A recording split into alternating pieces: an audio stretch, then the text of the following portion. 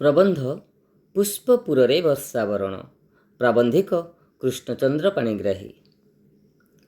ସ୍ୱାଧୀନତା ପରବର୍ତ୍ତୀ ପ୍ରବନ୍ଧ ସାହିତ୍ୟରେ ଇତିହାସ ପ୍ରତ୍ନତାତ୍ତ୍ୱିକ ବିଭାଗକୁ ସ୍ଥାନ ଦେଇ ପାଷାଣ ଗାତ୍ରରୁ ମଣିଷର ଡାକକୁ କାନ ଡେରିଥିବା ପ୍ରାବନ୍ଧିକ ହେଉଛନ୍ତି କୃଷ୍ଣଚନ୍ଦ୍ର ପାଣିଗ୍ରାହୀ।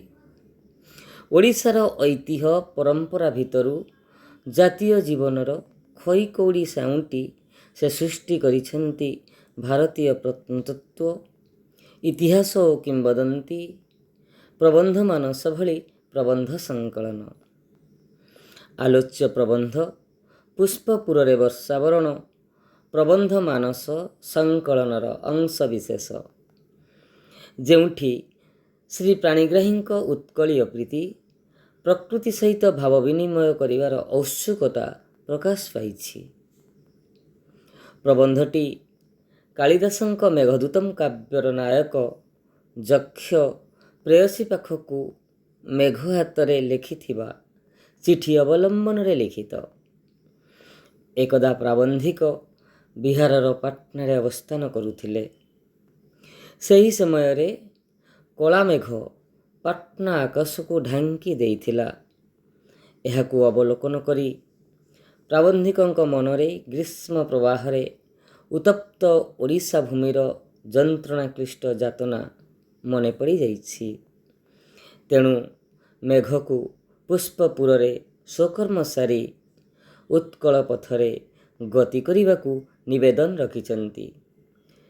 ଭାବପ୍ରବଣତାରେ ଓଦା ହୋଇ କହିଛନ୍ତି, ସେ ଧୂମଜ୍ୟୋତି ସଲିଳ ସହ ମିଶି ପାରିଲେ ନିଜ ଜନ୍ମଭୂମିକୁ ଚିହ୍ନେଇ ଦେବା ପାଇଁ ସାଥିରେ ଯାଇପାରିଥାନ୍ତେ। ତଥାପି ସେଇଠାରେ ରହି ସାରଭୂତା ଉତ୍କଳରେ ପହଞ୍ଚାଇବାର ରୂପକ ମାନଚିତ୍ର ଦେଇ ବାରିବହକୁ ପଠାଇଛନ୍ତି। କିପରି ଯାତ୍ରା କଲେ ସାରାଟା ଓଡ଼ିଶା ଭ୍ରମଣ ସହଜ ହେବ, ତାହାର ଏକ ସାରଣୀ ପ୍ରସ୍ତୁତ କରିଛନ୍ତି।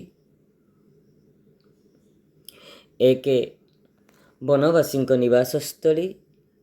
ପଶ୍ଚିମ ଓଡ଼ିଶାର ସମ୍ବଲପୁର, ଉପକୂଳ ଓଡ଼ିଶାର କଟକ, ଭୁବନେଶ୍ୱର କୋଣାର୍କ, ନୀଳାଚଳ କ୍ଷେତ୍ର ପୁରୀ ସହ ସମଗ୍ର ଉପକୂଳ, ଶେଷରେ ଗଞ୍ଜାମ ଓ ଜୟପୁର, ଅର୍ଥାତ୍ ବନବାସୀଙ୍କ ଠାରୁ ଯାତ୍ରା ଆରମ୍ଭ କରି ଗଞ୍ଜାମ ଜୟପୁରଠାରେ ଯାତ୍ରା ଶେଷ କରିବାକୁ ନିବେଦନ ରଖିଛନ୍ତି।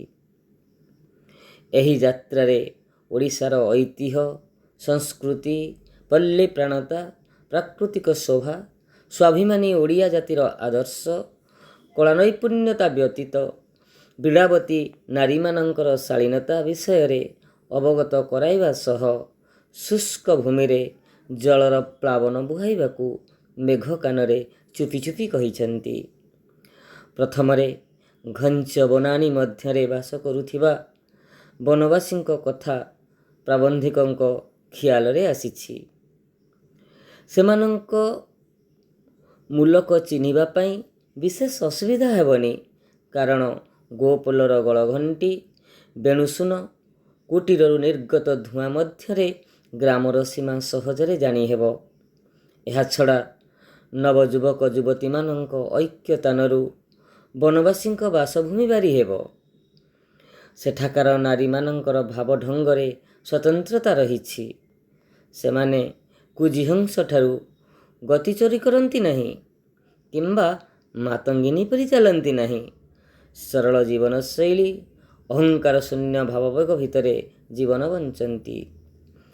ଜଗତରୁ ଯଦି ତସ୍କରତା ଲୋପ ପାଏ, ଦିନେ ମାନବିକତା ଶିକ୍ଷା କରିବାକୁ ସଭ୍ୟ ମାନବ ତାଙ୍କ ପାଦ ତଳେ ଲୁଟିବ। ସେମାନେ ଜଳଦ ବ୍ୟତୀତ ଆଉ କାହାର ଅନୁଗ୍ରହ ଲୋଡ଼ନ୍ତି ନାହିଁ। ନିଜ ଝାଳବୁହା ପରିଶ୍ରମରେ ବଞ୍ଚିବାର ରାହା ଖୋଜନ୍ତି। ଏମାନଙ୍କୁ ନିରାଶ ନ କରି ବାରିପାତରେ ବନଭୂମିକୁ ଉଜ୍ଜ୍ୱଳ କରିଦେବୁ। ପଶ୍ଚିମ ଓଡ଼ିଶାର ସୂକ୍ଷ୍ମଶାଳୀ କ୍ଷେତ୍ରକୁ ଭିଜେଇ ଦେବୁ ପ୍ରେମ ବର୍ଷାରେ, କାରଣ ସେଠାକାର ନାରୀମାନେ ସଦା ପ୍ରଫୁଲ୍ଲ। ବିଷାଦର କାଳିମା ସ୍ପର୍ଶ କରିନି ଏମାନଙ୍କୁ। ସକାଳ ଆଖି ଖୋଲିବା ପୂର୍ବରୁ ବଧୂମାନେ ସ୍ନାନ ସାରି ଶରତ୍ ସକାଳର ଝରା ସେଫାଳି ପରି ହାସ୍ୟମୟୀ ହୋଇ ଉଠନ୍ତି। ତୋର କଜଳ କାନ୍ତି ଦେଖି ସେମାନେ ବାଙ୍କ ଚାହାଣୀରେ ଇସାରା ଦେବେ। ସେଥିରେ ଭାବପ୍ରବଣ ହୋଇ ସ୍ୱକର୍ମ ଭୁଲି ନ ଯିବାକୁ ବର୍ଷାକୁ ତାଗିଦ କରିଛନ୍ତି। ଏଠାରେ ନାରୀର ସାନ୍ନିଧ୍ୟ ପାଇଁ ପ୍ରକୃତି ବି କିପରି ଆନମନା ହୁଏ ତାହାର ସୂକ୍ଷ୍ମ ଚିତ୍ର ପ୍ରଦାନ କରିଛନ୍ତି। ସେଠାରୁ ବାୟୁ ହିଲ୍ଲୋଳରେ ଦୋହଲାଇ ଅନୁଗୁଳ କପିଳାସକୁ ସ୍ପର୍ଶ କରି ଉପକୂଳରେ ପହଞ୍ଚିବୁ। ସେଠାରେ ମେଘଶ୍ଚୁମ୍ବୀ ଅଟ୍ଟାଳିକା ଦେଖି ଜାଣିବୁ ତାହା ହେଉଛି କଟକର ଉତ୍ତମାଙ୍ଗ, ଯେଉଁଠି ଦିନେ ମର୍ତ୍ତକ କେଶରୀର ମହାକୀର୍ତ୍ତି ଚିତ୍ରୋତ୍ପଳାର ମେଖଳା ହୋଇ ଶୋଭା ପାଉଛି। ସେହି ଜ୍ଞାନୀ ଗୁଣୀ ବୀରଭୂମିକୁ ଶ୍ୟାମଳ କରି ଦକ୍ଷିଣ ମୋଡ଼ ନେବୁ।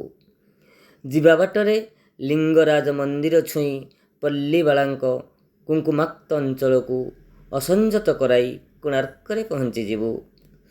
କାରୁକାର୍ଯ୍ୟ ବିମଣ୍ଡିତ ମୁକ କୋଣାର୍କ ସ୍ୱର୍ଗଚ୍ୟୁତ ପାରିଜାତ ପରି ମ୍ଳାନ ହୋଇ ବିଜନବଳାରେ ପଡ଼ିଥିବାର ଦେଖିବୁ। ଏହାର ଚାରୁଚୂଡ଼ାକୁ ଚୁମା ଦେଇ ନୀଳାଚଳ କ୍ଷେତ୍ରକୁ ଯାତ୍ରା କରିବୁ। ଉତ୍କଳ କମଳ କେଶରୀ ଶ୍ରୀକ୍ଷେତ୍ର ଗଲାବେଳେ ଛୁରିଅନା ବକୁଳ କୁଞ୍ଜକୁ ଏଡ଼ାଇ ଯିବୁନି। କାରଣ ଦଧିଚିଙ୍କ ପରି ଅସ୍ଥିଦାନ କରି ଯିଏ ମହାମାନବ ପାଲଟିଛନ୍ତି ସେହି ଶ୍ମଶ୍ରୁଳ ଗୋପବନ୍ଧୁଙ୍କ ଜନ୍ମ ମାଟିକୁ ଭିଜେଇ ନୀଳାଚଳ ଧାମରେ ପହଞ୍ଚିବୁ।